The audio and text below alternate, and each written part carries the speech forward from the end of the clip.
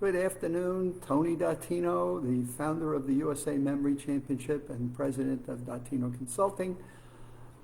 Learning how to make sure my volume on my laptop is always turned on so you can hear what I am talking to you about. And today's Live with Tony is coming from the continuation of an article that came out of a newspaper called the Epoch Times, in a section that they define as mind and body, learning to age well. And so I've been breaking down, as you can see, a rather large article on asking what I call the experts. So they went back from the real experts. And one of the things I've learned in my experience is when you want to find out how well things are going, go to the people that have done it. Find your models that have been successful. Talk with them about what are some of the things that they've done, and see if you can bring some of those elements and some of those work behaviors into your own personal life. And so in the books I've read on leadership and books I've read on self-improvement, so often they ask you to find the model. Who's done this before? Who's been able to do something you're trying to accomplish, and how have they done it? And might you be able to adapt whatever those behaviors and those principles are into your own life? And what I call this is, if you can learn how to do these things and deploy them in your own life, what a difference it can make. And I call it that creating miracles in your own life. And that's what I've been working to do for more than 25 years. So I love teaching people things that they maybe aren't up to date on and not up with the latest science.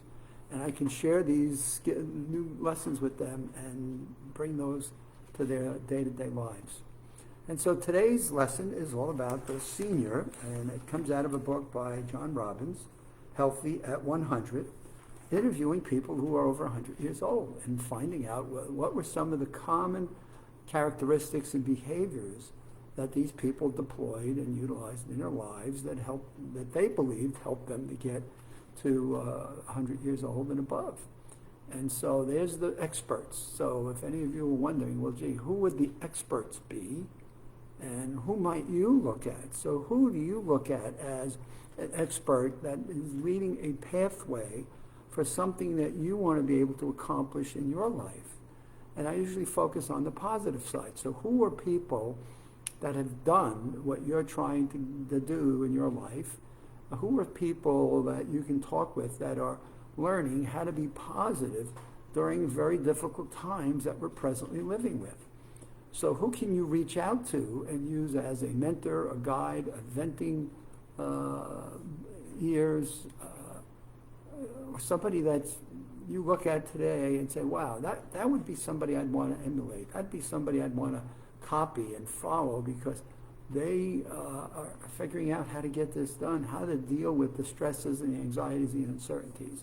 And so the senior that they're talking about, and Stanford University is a part of this confirmation, is how do you maintain positivity? So how do you maintain a positive outlook on things when the world looks like it's just closing down on you and it's just about ready to squash your life and your thinking, and can it get any worse, in a sense?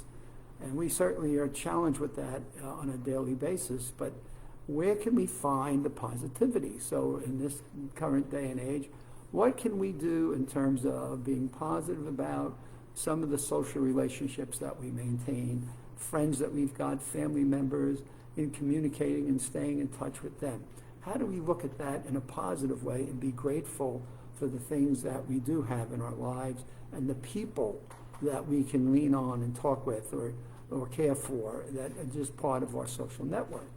The other one that I'm just surprised at is our nutritional habits. What can we do in a positive way during these times of quarantine and being relatively restricted to going out to lots of different restaurants? What can we find in the nutritional habits that we've maintained in our life that could be positive for us, that can help us create better nutritional habits, which then would be more physically fit bodies, more mentally alert in terms of foods that can help make a difference in our nutrition that goes to our brain. And it disappoints me when I read more and more of the stories about how many people are gaining weight and putting weight on during a time of quarantine, because, I'll make this up, many times often we eat from stress, and we just eat food not because we are nutritionally deprived, but because we think food is the great equalizer in moments of stress, until we look at the scale and then we realize, well, maybe not. So how do we deal with those things and get to the point where we're now thinking about nutritional habits that we can then modify in terms of our day-to-days, what we have for breakfast, what we have for lunch, what we have for dinner. And that's a positive thing. And I love when I get to talk with people that have actually used this period of time to improve their nutritional habits, and it's showing up in their physical abilities as well as their mental abilities. So all good things. Let's go to exercise. What can we do in maintaining a positive day-to-day approach as it relates to exercise?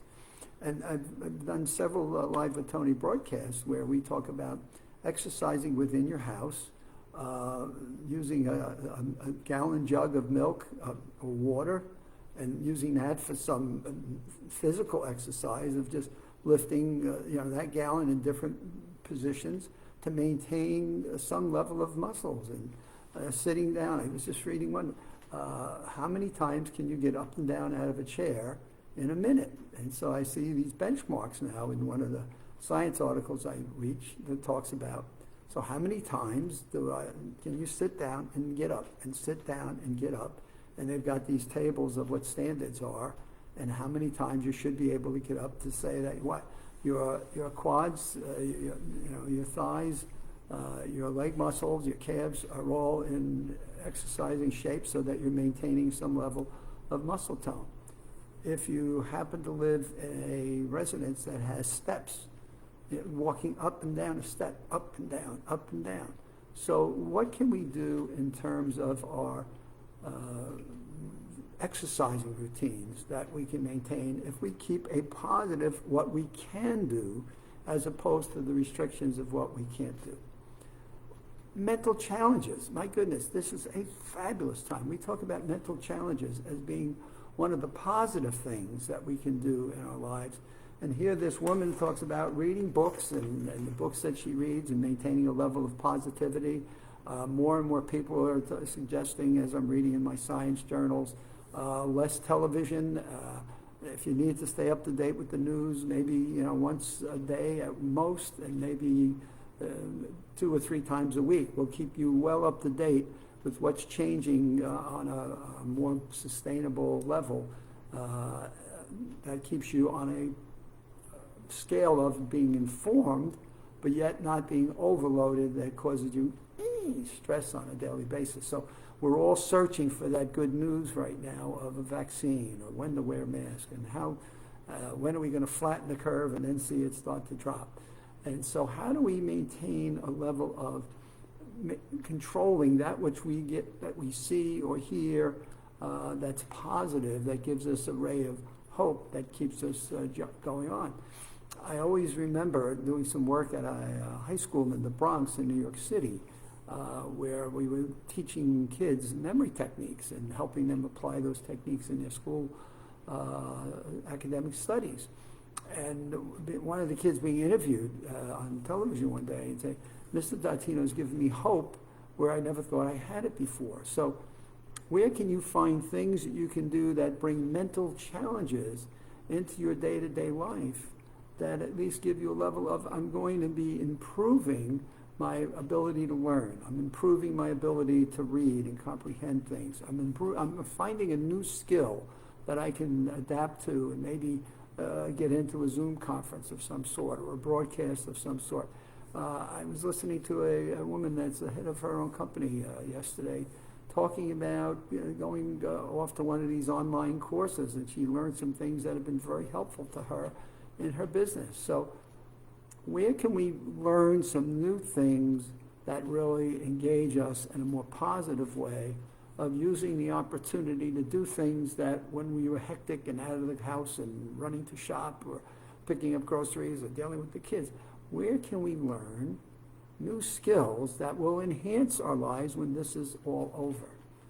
And so, online courses. Now we have our own. We've got the Maximum Memory Mastery online course. That's Maximum Memory Mastery. And we're looking at how to make some additional modifications based on the readings of what I've been able to accomplish over the last 5 months. My goodness, I get to do all the reading I've always wanted to do. And then I can't wait to get on with a Live with Tony broadcast and share some of those with you. And sometimes I'm just on overload. And I've got so many different things I want to share with my audience. I got to keep them in some disciplined order, in some fashion of maintaining a flow of what I want to do. So here was this article. I mean, I've got so much underlined and starred. I decided not to try to cram it all into one session. So I'm breaking it up into pieces until I cover all of the things that John Robbins has discovered in healthy aging, and it doesn't matter at what age. So that is my broadcast for today. I am back on tomorrow evening in the 7 o'clock time period. As I encourage all of my Live with Tony audience members, please follow the directions of what it takes to stay safe. We need to all get to the other side. There's a lot that we can learn. There's a lot we can do to live to a healthy 100, and we all want to be able to get there. So follow the practices that are being recommended as best as you can. With masking, with face, no hands on your face, hand washing, social distancing, and see if you can get some exercise, change some nutritional habits, pick up some mental challenges, and go back and maintain some social contacts with people that are important to you. So until tomorrow at 7, you have a good evening, and we'll see you tomorrow.